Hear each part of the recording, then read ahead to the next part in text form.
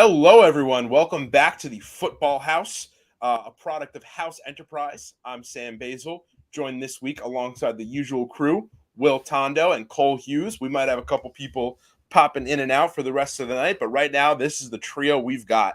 And, gentlemen, I'm sure you could tell because I'm talking really fast, but I am really excited for, I'm excited for week 9 because I think there's going to be some good games, but I am fiending for this upcoming Tuesday, not just because it's Halloween and I've got I'm very excited to go trick or treating and everything, but more so because this is when we are finally getting our first official college football playoff rankings.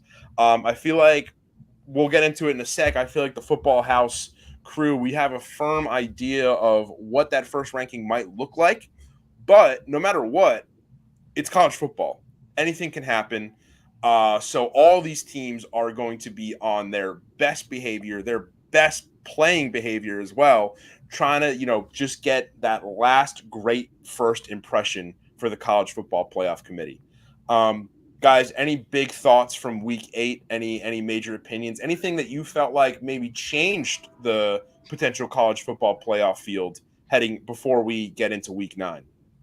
Well, I definitely want to hop in and say I'm fiending for this week because there's a lot of great games, but also for all of us to redeem ourselves. Not to say we had bad weeks. I mean, I was looking at the card, Cole, you were over 500. I was break even.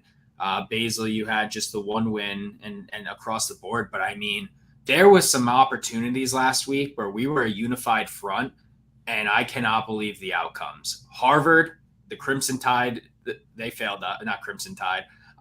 The Harvard Crimson, just the Crimson, failed us. Crimson. Penn State failed us. That was a snooze fest of a game. I was actually very disappointed with just the overall, that was supposed to be so hype, and it wasn't. Duke did not cover. What else was we all had Air Force -11 on the nose, so that pushed. But I mean, we knew that was going to be a slower game. Oklahoma versus UCF was a surprise. North Carolina was a surprise. It was just a weird week, but and also Utah upsetting USC. So a lot of implications on the top 25 and college football playoffs. So I don't know what this week brings, but hopefully it's some winners. Yeah, the way that Utah game ended against USC was so crazy. I mean, if you are looking for one of the most edge of your seat sequences in a football game that really didn't amount to a lot of points, I mean, that the last 2 minutes of that game was crazy. I mean, the way that USC was trying to get the clock down and how Utah just slowly crept upfield, it really felt like they weren't going to get it. I really thought they were not going to get in range, but I mean, that was a crazy finish. Cole, any big thoughts post week 8? Yeah, I mean, I think Will touched upon a lot of them, right? Some other surprises, a lot of these top ranked teams that are in the top, 10, 15, they kind of snuck by. If you look at it, like Texas at 7, they won by a touchdown against Houston. Washington, number 5, that team's been electric offensively all year. Played Arizona State last week, 15-7. I would have never guessed that. Ole Miss kind of snuck away from Auburn, 28-21. So, some teams did go down, like UNC, Penn State, but some of these other teams, Oklahoma is another one that was mentioned against UCF. They kind of, I don't know. It was a weird week, and teams that you'd expect to win convincingly, that wasn't the case. So, I mean, we're getting into that time of the year where, look, anything can happen, and we're really going to start to dwindle down who's going to be in the playoff picture going forward. So, and I also do want to point out James Madison, 7-0, still rocking. So good for them. That's a great segue into what I wanted to show next. And because James Madison is 7-0, they are one of the 2 newcomers in this week's Football House Top 25. Obviously, they finished at 25th, but it was a pretty decent gap between James Madison and UNC. It was a gap of maybe like around like 8 to 10 points, if I'm not mistaken. I think we at the Football House really like them, obviously, along with Liberty, the other new addition to this week's top 25. But yeah, as you mentioned, Cole, a lot of these top 10 teams just kind of skirted by. The only team that really fell out of our top 10, Penn State, and everyone kind of moving up a little bit. Oklahoma get just past Washington. But most importantly, up at the top for the second week in a row, our top 4 remains completely intact. That being Georgia, Michigan, Ohio State, and Florida State. A really solid pack of teams. Again, I think this is going to change depending on that Michigan-Ohio State game, but a pretty solid core. Anything here that kind of jumps out to you guys? I mean, Alabama creeping their way back in. I mean, they're playing some good football, so I don't know how they can, crack up in there. I mean, there's obviously the opportunities where Georgia might falter in the SEC, but who's stopping them right now? Obviously, if we're looking at that Michigan versus Ohio State matchup in the coming weeks, that's going to knock somebody out of the top 4. And Washington still won that game. Obviously, it was very close, but if they start hitting a downward spiral, the Pac-12 starts falling. I guess Alabama can start chipping away there, but who knows? Yeah, like what we talked about. I mean, Alabama right now 5-0 in the SEC West. That path to the SEC championship is still very much alive for them. The next graphic that I want to show, our state-of-the-art bowl-eligible graphic. Not as many teams have joined the field. For those of you who haven't watched, the smaller logos up at the top are the teams that have clinched in past weeks over these past, previous 2 weeks. And then the big logos down in front here are the teams that this past week got their 6th win of the season, which makes them officially bowl eligible. I think this group is just a really fun, smattering of teams. You've obviously got Oregon, Utah, LSU, Texas, and Ole Miss. I'll throw them in there as well.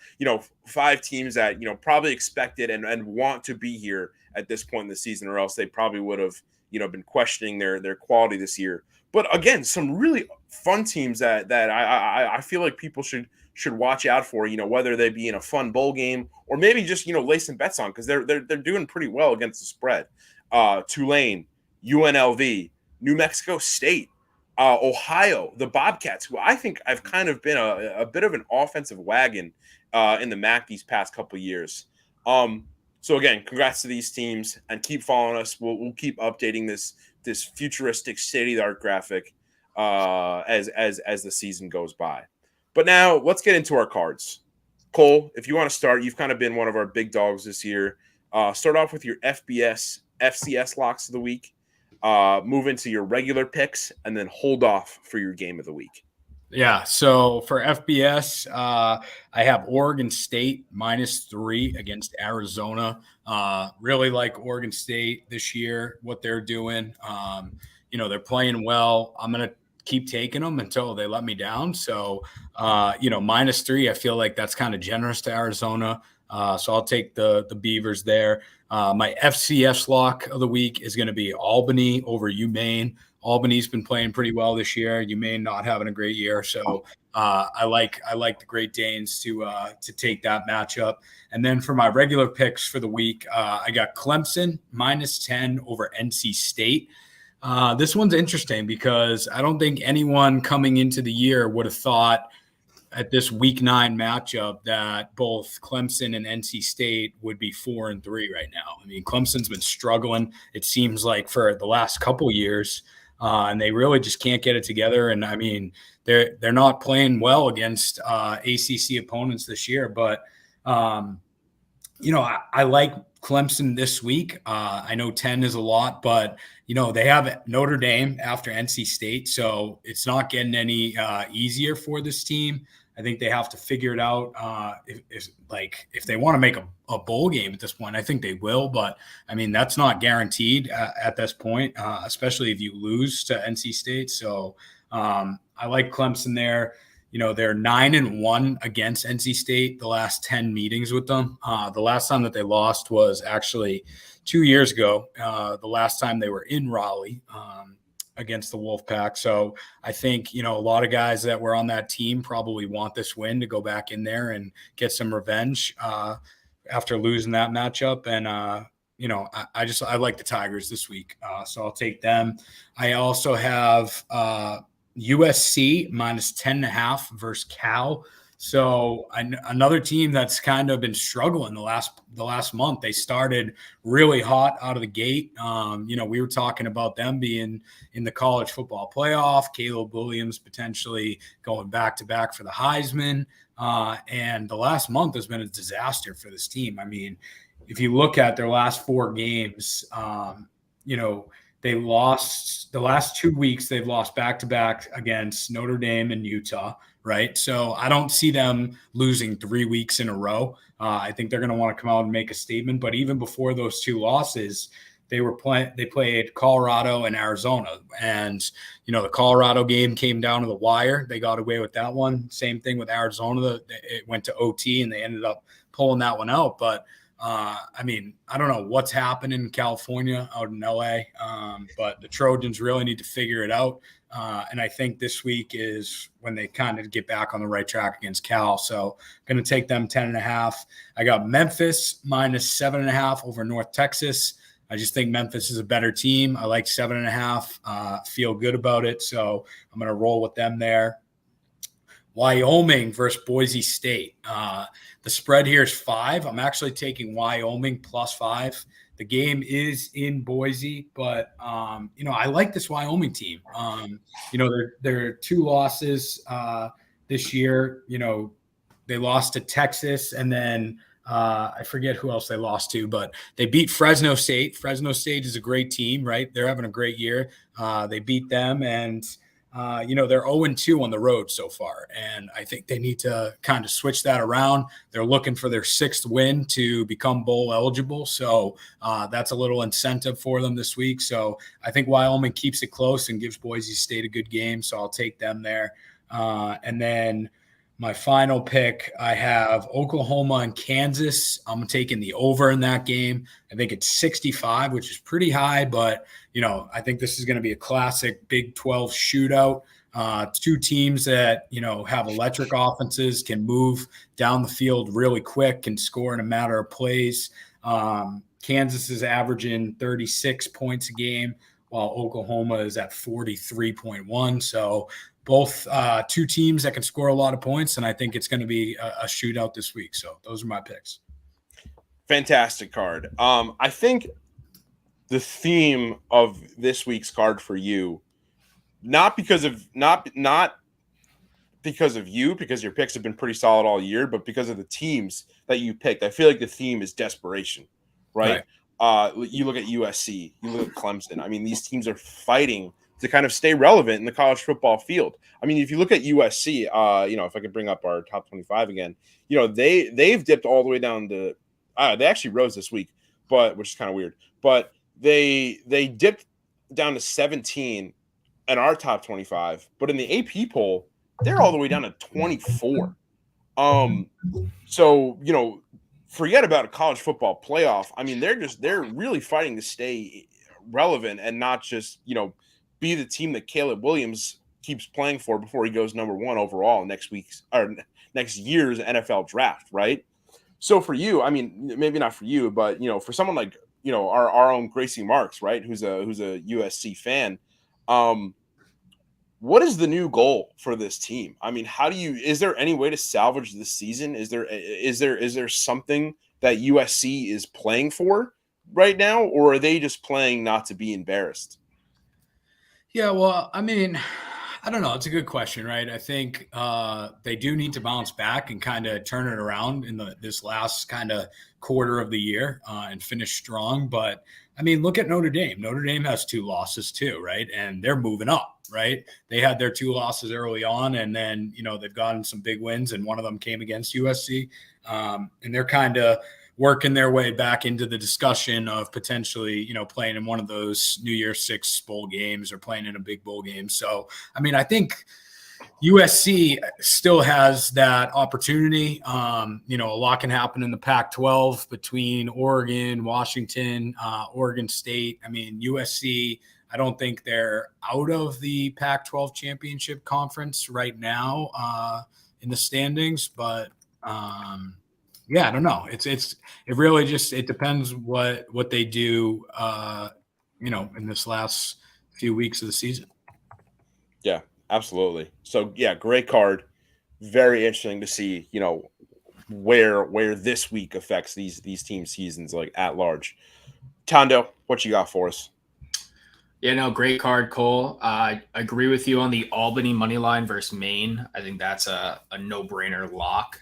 So that's my FCS lock as well. This week, I'm going a little unconventional. I really kind of strayed away from the top 25, which is normally something I don't do. I feel like for the most part, my bets were very heavily influenced by the top teams, but I'm going to try some new things. So my lock of the week is going to be Boston College minus 14 versus UConn. I think Boston College is a whirlwind of a team that, performs one day and lays an egg the other, but UConn is also just very bad. So I'm gonna take the 2 touchdown spread at home. I also like FAU minus 4.5 versus Charlotte. I like New Mexico plus 1.5 versus Nevada. And then in terms of teams back in the top 25, but interesting results, I like Tulane minus 10.5 versus Rice. I was surprised a lot of people are pushing Rice on this one. I truly think Tulane's just like the better team. I like Washington minus 26.5 versus Stanford because after last week's result, they need to prove that they are a top 4 team in this league, and they cannot lay another egg and win a close one. I like Cal plus 11, but USC to win the game. I just don't know how USC bounces back. I'm honestly surprised they haven't shut down, or, him personally, Caleb Williams hasn't shut down, because Heisman's out of reach. Playoffs are out of reach. Are you going to the draft? Are you going to return another year? Why play some meaningless football if you are going to the draft? So who knows if Cal plays a strong performance, they might pull him at half, but it's hard to say. And then I do love Houston plus 17.5, but Kansas State to win and give me the under at 60, under 60. I like that triple same game parlay action. I like how you guys are really riding Albany here. I was, just doing some Wikipedia, just trolling around as I tend to do, and I found a really great rivalry trophy that has to do with Albany that I feel like I really want to talk about, I want to say, in 2 weeks, and our show in 2 weeks against, Long Island's very own Stony Brook University. Obviously those 2 schools are 2 of the flagship schools of the SUNY program. Obviously Albany being the big school, capital city, and then Stony Brook being probably the biggest school, biggest state school, kind of south of the capital region. They play for what's called the Golden Apple, and Tano, I think we might end up having to go to this. We might have hitting the LIE and just going after Stony Brook. It's just a giant yellow apple on a trophy, and I think that's so fantastic. So we'll see how the Danes do and what that leads into for this week's or for this year's Golden Apple.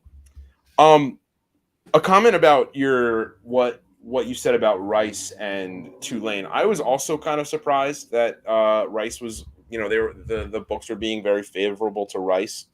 I've noticed in general this year, it seems like spreads, from a lot of different sources are really reluctant to make home dogs this year. But I just feel like there are so many good opportunities for home dogs. I don't know, just my observation, which actually kind of goes into my card, where I'll start off. Full disclosure, I'm also going Tulane minus 10.5 over Rice, but that's not one of my locks. My first lock, my FCS lock of the week, I always go for them week 1, and then I try not to do them for the rest of the year until this specific game, the latest incarnation of the Ram Crusader Cup, the Fordham's rivalry game against Holy Cross, one of their oldest rivals, in the history of not only Fordham football, but just Fordham Athletics. This is going to be one of the most interesting Ram Crusader Cups that we've seen in a long time. Fordham obviously looking to break a very, I want to say an almost 7-year streak against Holy Cross of losing to the Crusaders. But I think the stage is set and I think the stage was set last year, but they lost in overtime to Holy Cross. I mean, this was last year was one of Fordham's best offenses that they've had probably this century. But they just couldn't get it done against Holy Cross in overtime. And I feel like they lost some names. They lost Tim DeMorat. Takese Carter went to Indiana. So I feel like people were expecting Fordham to take kind of a step back offensively, but they have not. Look, I know they dropped that one game to Georgetown, but if that game, along with Holy Cross's loss to Lafayette last week, says anything, it shows that this year's Patriot League is completely wide open. Obviously, right now with that loss to Georgetown, Fordham is not really in control of their own destiny. But if they can get a win against Holy Cross this week, that is going to be huge for their chances at the Patriot League title. I'm also going to be at that game, so I'm going to have to ride with my Rams here and go with Fordham money line for my lock of the week. For my FBS lock of the week, I'm going to go pretty simple here. I'm going to go Tennessee minus 3.5 over Kentucky. I think Tennessee's kind of had a bit of a weird up and down season, but they've done well enough to kind of float around the top 25. And I just think this is going to be a pretty solid win against a really good Kentucky team that I think, I think it's almost it's a lock. It's my own lock for the week, but I think no matter what, it's not going to be just like a beatdown. I think Kentucky's going to give them a good game, which is going to help Tennessee. I think Tennessee has a chance of trying to be in the New Year's Six conversation here. For my regular card, I'm going to go Nebraska minus 2.5 over Purdue because I mean, when else will I want to put Nebraska on my card? When else will I be that confident putting Nebraska on my card in any given season? I'm going to go Ohio minus 7.5 over Miami of Ohio. And that's kind of continuing the trend of just MAC teams being really dominant at home. I know Ohio is 4-0 themselves at home. So, I mean, I don't see why they drop one to, an in-state rival. I'm going to go UNLV plus 8.5 over Fresno State. UNLV has kind of emerged as a sleeper pick for the Mountain West Championship this year, and they're 6-1 against the spread. And I know Fresno State's a really good team. They've kind of floated in and out of our top 25 throughout the year, but I don't know. I think this UNLV team is really fun. And then for my last pick, I'm going to go Florida plus 14.5 over Georgia. I'm not going to take the Florida money line here because I do think Georgia is going to win, but they just have not been the team to bet on against the spread. They are 1-5 and 1 push against the spread, according to teamrankings.com. And Brock Bowers, Georgia's star tight end, he's not going to play. He's hurt. So I think Georgia has what it takes to, keep Florida at bay here, but I think their offense is going to get off to a slow start. And that's why I think they might even have to. It might even be a comeback in the fourth quarter type of win. And so finishing up here, let's get into our game of the week. It's a Pac-12 matchup. We've been talking a lot of Pac-12 this year for reasons both on and off the field. But I think on the field, they just continue to surprise us every single week. And this week is probably set up for a lot more surprises when Oregon takes on the now rolling Utah Utes. A really good matchup between these two schools. Obviously, Oregon's got this Heisman campaign that they're spending a lot of time, effort, and probably some money in the marketing budget on for Bo Nix. But they're going up against again, like I said, this Utah team that's kind of come out of nowhere and is really setting themselves up not only for a good year this year, but with some really good recruits in the pipeline. Potentially being a powerhouse in wherever they go in the future, as the Pac-12 dissolves. So, guys, how do you think this game's going to go? Who do you like here, and what's your final say? Let's start off with you, Tondo. I've been riding the Utes. I love the Utes in this. However, like Bo Nix he's just playing fantastic football, right? I mean, it's hard to stray away from that, but I mean, the way we've been watching Utah play the past couple weeks, who knows that who is stopping them, right? People doubted them against USC. I think it was a similar spread to that. I wanna go all in. I think they cover 6.5, but I'll take Oregon as the money line and to win it. Nice. They're just coming out on top. They're just coming out. It's just when you shake it down. I mean, Bo Mix is an old man, and the old man is gonna come out strong and prove that he's the top dog in the Pac-12 for this go around.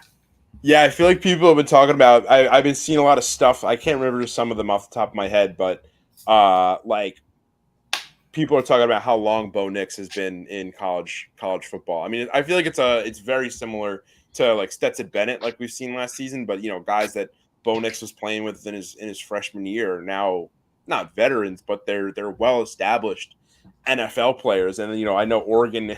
People were talking about. I think there was a jersey that Oregon was wearing this year that might have been like a bit of a throwback, but it wasn't a throwback. When Bo Nix started his career at Auburn.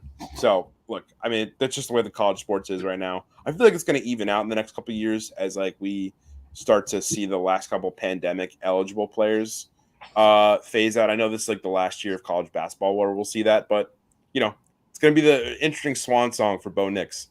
Cole, what you got for us? Yeah, so I agree with Tondo with a lot of what he said. I really went back and forth when looking at this game. I mean, Utah, their offense is unbelievable. Bo Nix has been having a year. They have one loss to Washington, and that was a hell of a game that, they probably could have won. So they could still easily be at the top of the Pac-12 right now had they won that game. But man, Utah, they've been sneaky. They've been impressive this year.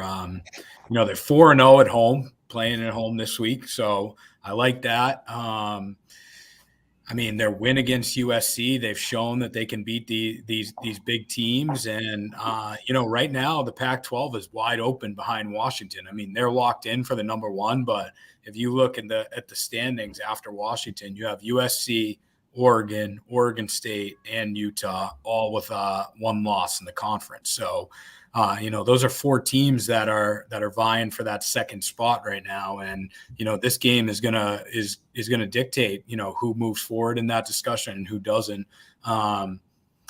I just think the Ducks are too good to lose this game. I do think it's going to be a hell of a game. I really wanted to take Utah money line, but something's telling me that Oregon's going to pull it off. But I think it's going to be a tight one, so I'm going to take Utah plus 6.5. I think it's going to be, like I said, a hell of a game, a close one, come down to the wire. But I think Oregon squeaks it out on the road against the Utes. Yeah, they squeaked it out last year. Obviously, last year the game was in Eugene. They won 20-17, and Bo Nix was kind of neutralized. I mean, look, he finished with a QBR of 80.6, but one touchdown, one interception, less than 300 yards. What do you think is different about the Bo Nix of last year versus the Bo Nix of this year? Aside from the banner ads saying Bodacious on every college football website that you go through. Well, I think he now has a year there under his belt, right, at Oregon. I think last year he was coming in from Auburn, new school. No one really knew what to expect, how he was going to do. Was he going to kind of fall off, fade off, people forget about him? That hasn't been the case. And this year, I mean, they've been electric. I mean, they're putting up points. Their offense is, one of the best in the nation, and that's because of him, right? So. I mean, I don't know. I think that experience helps. And I think that, just the weapons that they have on the offensive side of the ball, I think that those are the two big differences between last year and this year for the Ducks. I was going to say the same thing, just the repetition, another year in the conference, his just experience overall. And seeing a guy like that in a team like Oregon, I just wish this was the year. And I don't know if it's because, if we're talking about repetition, this is our third year doing the college football show. and how involved we are with the sport, I would have loved for an 18 field this year because teams like Oregon, Washington, Oklahoma, even Alabama going against the top, it would have just been. I think. I mean, even guys like May over at North Carolina, if they didn't falter, would have loved to see him in an 18 field to see who rises to the top. I just don't want it to be a Georgia Michigan matchup where there's so much talent across college football, and especially the last year of the Pac-12. I know this is this story's already a couple days old, so the Utes have kind of figured it out here. But I mean, the Cam Rising factor, without potentially without him this week, how do you think the Utes kind of build around that? I think they're a great defensive team as well. I mean, I do think that their defense can hold them up, which will obviously slow down Bo Nix, but will their offense play into the factor of Oregon's competitive defense as well? Yeah, I mean, unfortunately, Cam Rising, he had a hell of a year last year. He was a lot of fun to watch for last season's Utes team. He hasn't played really at all this year. I don't think he's played one game. But their backup quarterback, Bryson Barnes, he's gotten a good amount of snaps, and they've also been using another quarterback, Nate Johnson. They've kind of been using both of these guys, and they've stepped up. Nate Johnson's a freshman. He's having a pretty solid year. I think he hasn't taken as many snaps as Bryson Barnes, but I mean, if you look at them, I mean, they're both playing pretty well. I mean, Johnson has 3 touchdowns, no picks. Bryson Barnes, he's 4-3, so he's thrown a couple picks, but I mean, he's gotten them to where they are, right?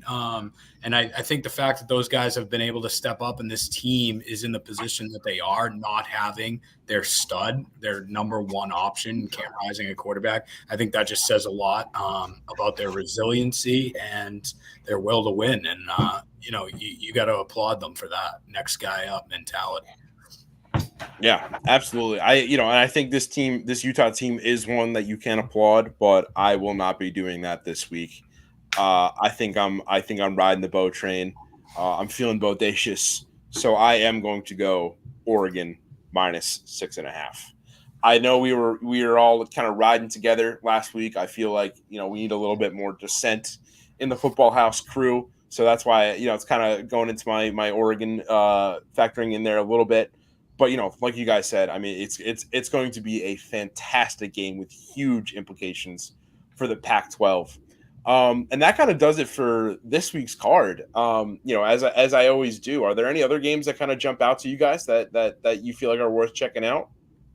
Yeah, I think there's a lot of good games this week to keep an eye on, especially just like within conferences, conference standings, how it's going to impact certain teams' positions, right? Because we're getting down to the nitty gritty, and before you know it, these championship games are going to be upon us. So you really have to keep an eye out on these standings. And Basil, you mentioned it, Georgia and Florida.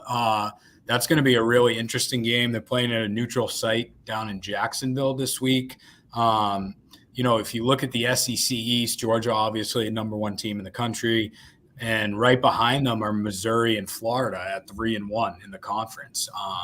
If Florida somehow is able to pull off an upset against Georgia, I mean, they could potentially be climbing their way up to the top of that division within the SEC and could be playing for the SEC championship, right?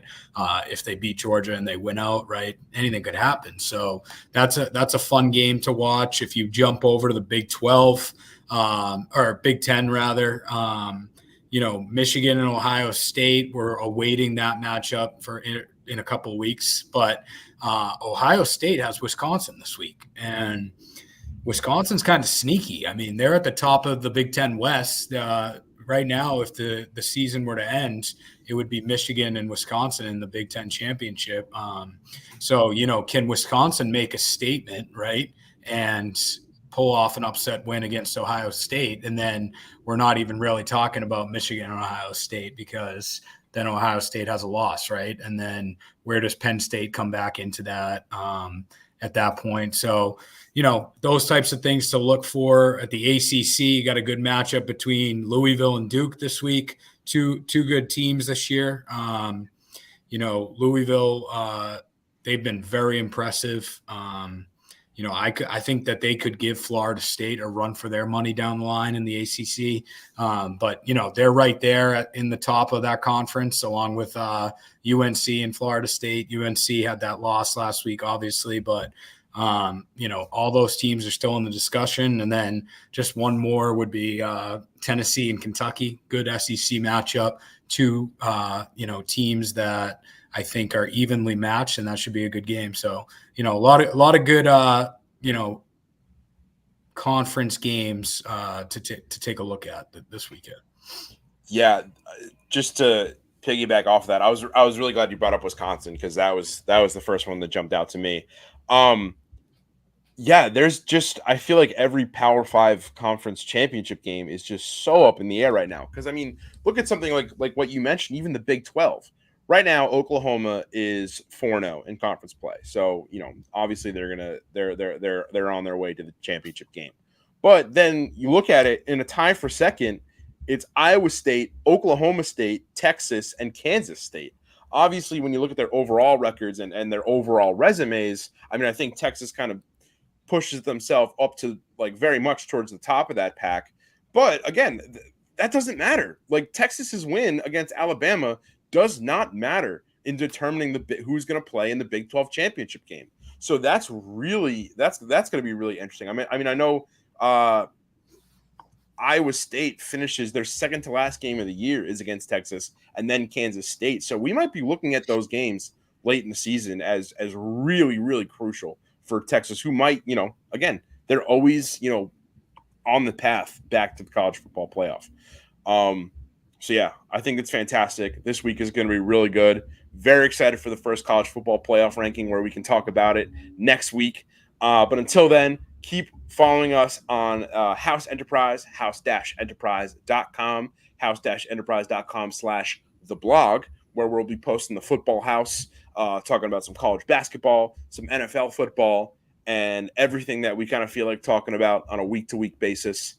And until then, we'll see you guys next time.